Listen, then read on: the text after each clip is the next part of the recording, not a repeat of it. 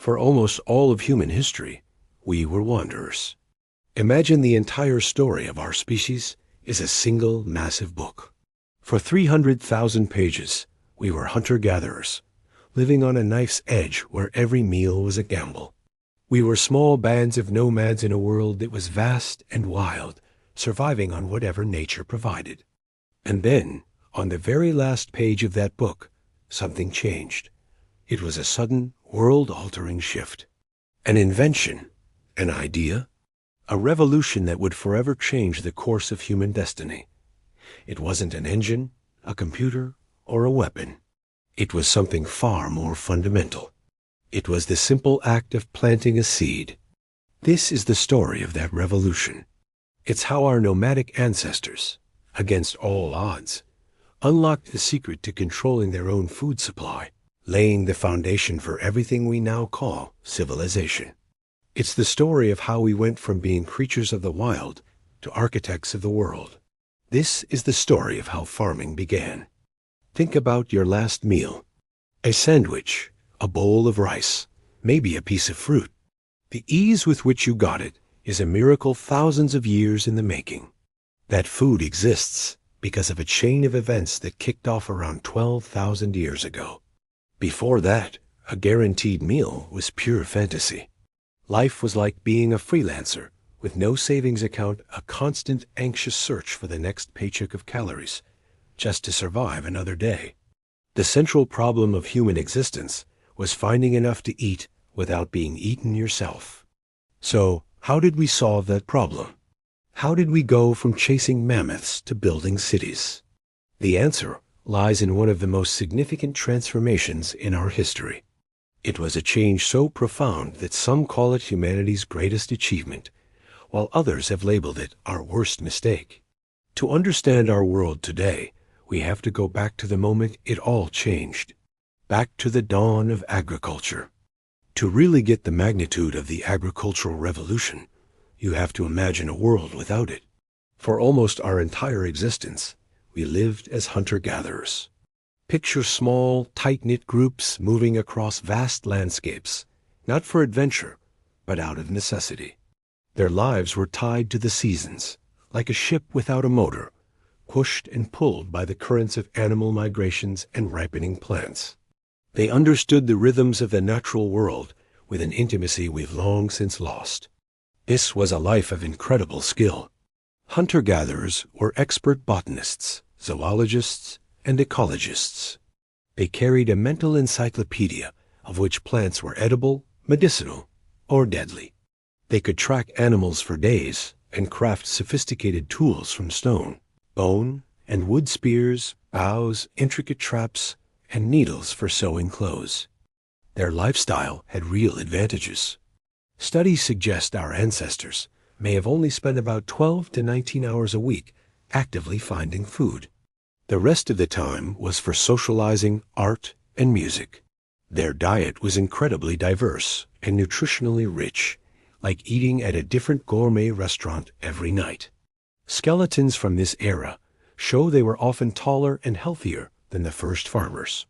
And because their groups were small and mobile, they could simply walk away from their own waste, like a camper who, instead of cleaning their campsite, simply packs up and moves to a fresh one.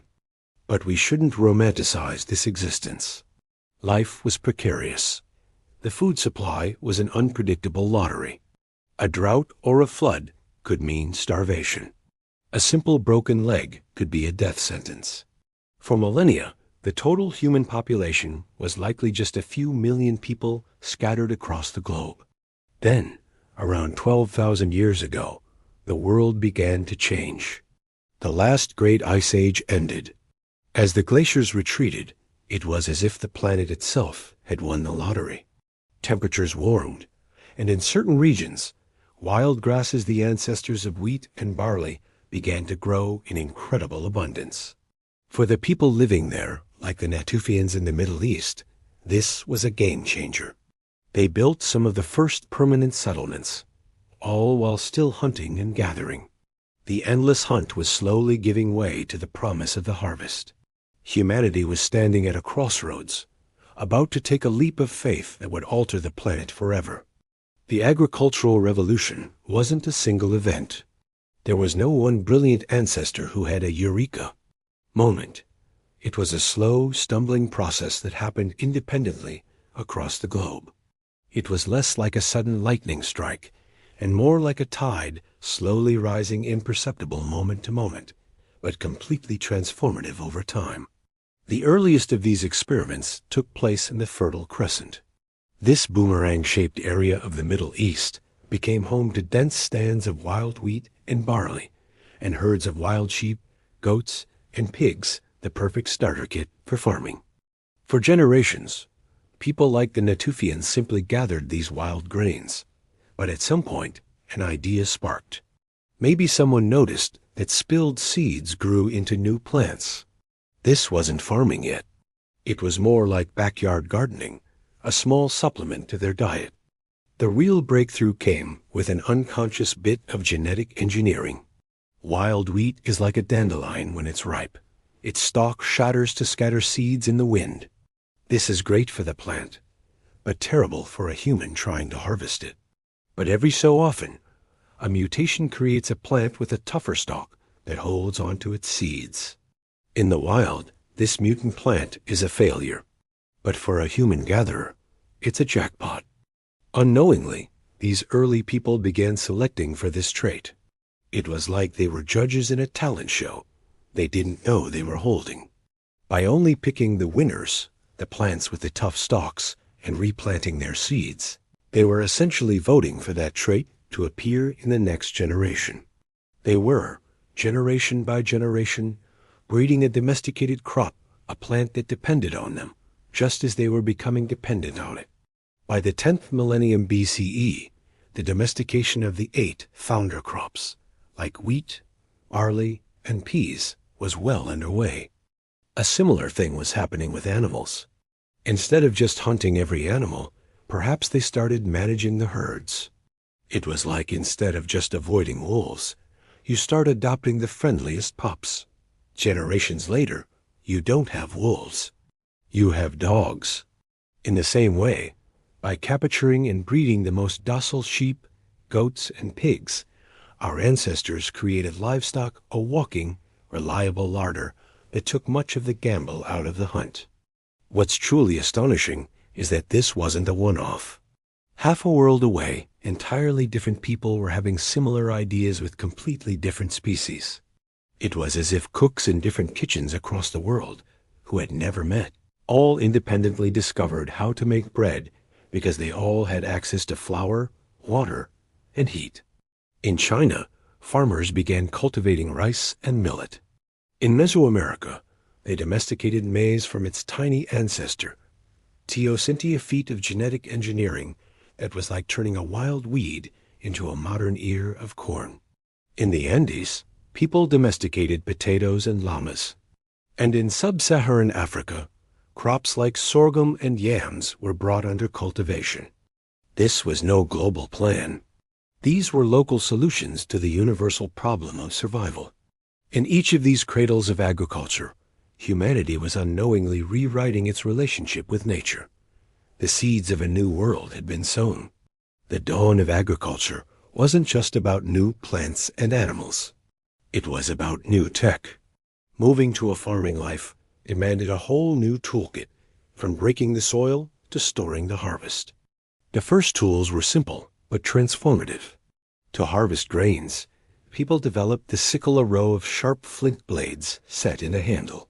To process the grain, they used grinding stones, or querns, a backbreaking but essential task. But the most iconic tool was the plow. The earliest plows were just modified digging sticks that scratched a furrow in the soil. The real leap forward was hitching the plow to an ox.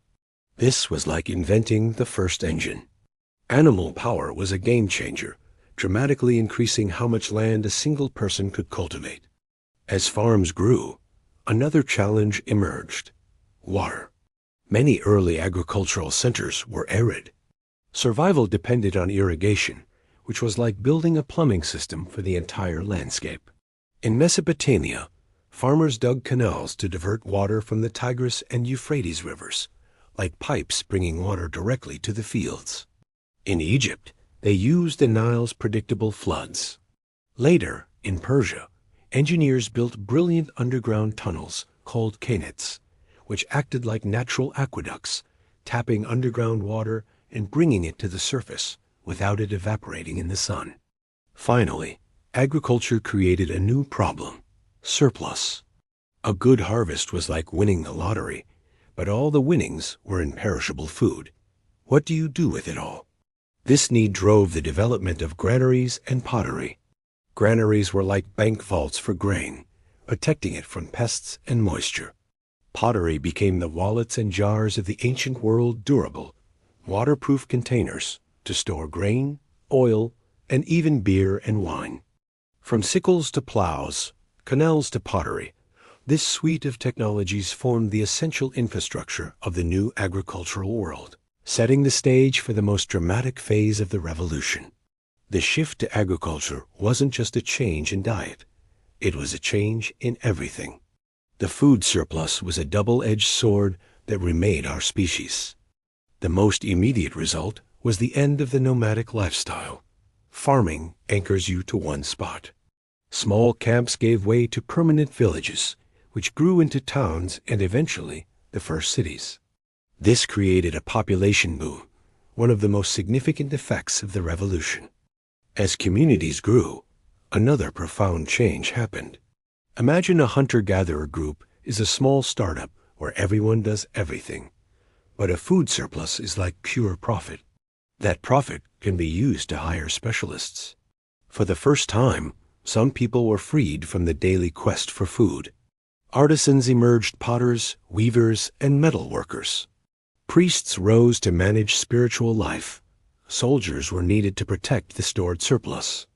And crucially, a political class appeared: chiefs, who managed public works like irrigation canals. The startup was no longer flat. It now had departments, managers, and a CEO. This specialization led to an explosion of innovation, like writing and mathematics, often to track goods and manage a growing population. However, this new world came at a tremendous cost. Many scholars have called agriculture the worst mistake in the history of the human race. While farming produced more calories, it often led to a decline in health. Early farmers relied on a few staple crops, like switching from a gourmet, varied diet to eating nothing but bread for every meal. Skeletal evidence shows they were often shorter and suffered from more nutritional deficiencies and rampant tooth decay. Dense settlements also became breeding grounds for disease. Living in close quarters with each other and domesticated animals created the perfect environment for pathogens to spread, like a petri dish for germs. It's thought that diseases like smallpox and measles made the jump from livestock to humans during this period. Perhaps the most damaging legacy was the birth of social inequality. In most hunter-gatherer societies, resources were like air, available to all. Agriculture changed that. Land became the most important resource, and for the first time, it could be owned. It was the invention of real estate. Those who controlled the best land and the surplus food accumulated wealth and power. The original startup of equals had morphed into a massive corporation with a steep corporate ladder, creating the first landlords and tenants, the haves and the have-nots. The relative freedom of the band was replaced by the toil and hierarchy of the agricultural state. The story of the agricultural revolution is the story of a grand bargain. We traded the varied diet and leisure of the forager for the food security of the farmer. We swapped the relative freedom of the band for the complex, hierarchical structures of civilization. This trade-off is one of the most fascinating and debated topics in all of human history. If you find this story of human ingenuity and its unintended consequences as compelling as we do, make sure you subscribe to the channel and hit the notification bell so you don't miss our next deep dive into the moments that made us who we are. The agricultural revolution wasn't a simple story of progress. It was a messy transformation that set humanity on an entirely new path. It solved the ancient problem of an unpredictable food supply, but in doing so, it created new problems we still grapple with today: social inequality, epidemic disease, and environmental degradation. The act of clearing forests for fields began the long process of humanity reshaping the planet. The shift to farming fundamentally altered our relationship with nature. We went from being one species among many to becoming the planet's landlord, with the power to renovate, demolish, and rebuild ecosystems to suit our own needs. This new mindset, born in a small patch of cultivated land thousands of years ago, was like a single, tiny spark that ignited the long, slow-burning fire of our modern industrial world. Every time you walk into a supermarket, you are witnessing the ultimate legacy of that first farmer who decided to plant a seed. Our cities, our technologies, our global population of 8 billion people, all of it rests on the foundation that agriculture made possible. It was a gamble taken by our distant ancestors. They couldn't have imagined the world they were creating. They were just trying to ensure their next meal. But in solving that problem, they inadvertently launched the long, complicated, and extraordinary story of civilization.